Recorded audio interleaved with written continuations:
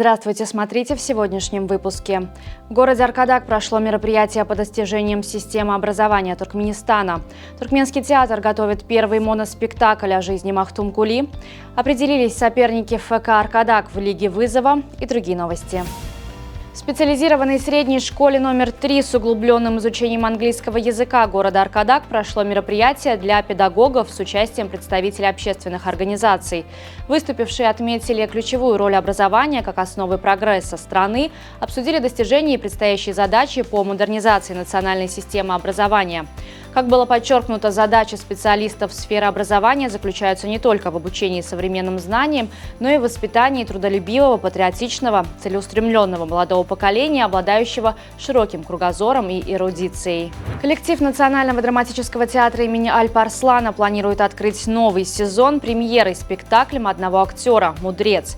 Это первый моноспектакль о жизненном пути великого поэта Махтум Кули. Пьеса написана драматургом Гадамом Какабаевым, режиссер, заслуженный артист Туркменистана Хандурды Бердыев. В роли мудреца выступит народный артист Туркменистана Довлетмурат Ханмамедов.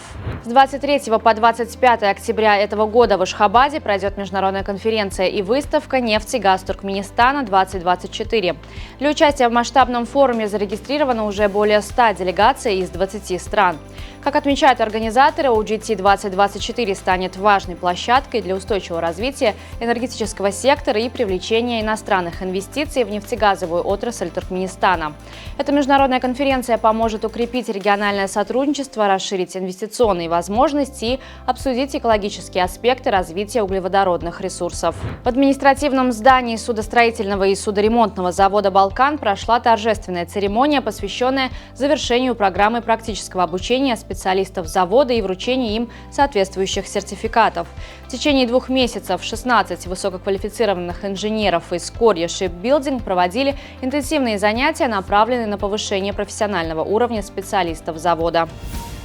Новая порода кошек Bully Cat вызвала серьезные опасения у зоозащитников по всему миру. Эти кошки с их короткими кривыми лапками, множеством морщин и полным отсутствием шерсти вызывают глубокое беспокойство у специалистов. Генетические мутации, лежащие в основе внешнего вида Булли, обрекают их на мучительную жизнь, считают эксперты. Доктор Дэн О'Нил из Королевского ветеринарного колледжа призывает всех будущих владельцев домашних животных ставить благополучие животного на первое место. Прежде чем приобрести животное с экстремальной и неестественной внешностью, задумайтесь о последствиях такого выбора, предупреждает он.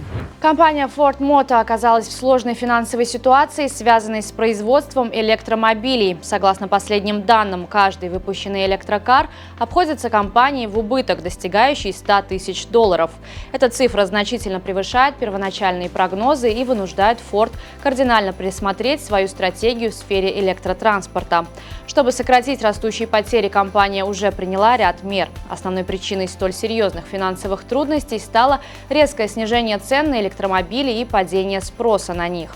В результате стоимость производства одного электрокара превысила выручку от его продажи. Сегодня в штаб-квартире АФК в Куала-Лумпуре состоялась жеребьевка 3-го по значимости мужского клубного турнира Азиатской конфедерации футбола под названием «Лига вызова АФК-2». Туркменский Аркадак попал в группу «Б» вместе с кувейтским Аль-Араби, мальдивским Мазия Спортс и Абдышатой из Киргизстана.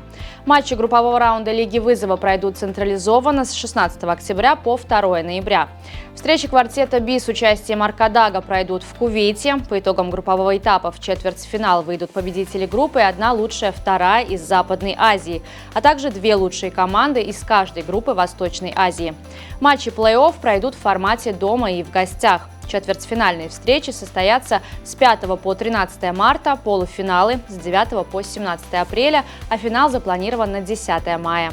Официальный канал Криштиану Роналду на YouTube продемонстрировал феноменальный рост, собрав более 6 миллионов подписчиков за первые сутки.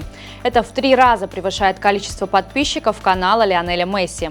Армия фанатов португальца оказалась настолько мощной, что всего за 1,5 часа после запуска канала количество подписчиков перевалило за 1 миллион.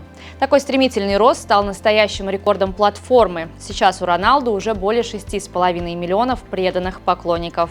На сегодня это все. Желаю вам хорошего завершения дня. Увидимся завтра. И не забывайте, что Туркменпортал – ваш самый надежный источник новостей.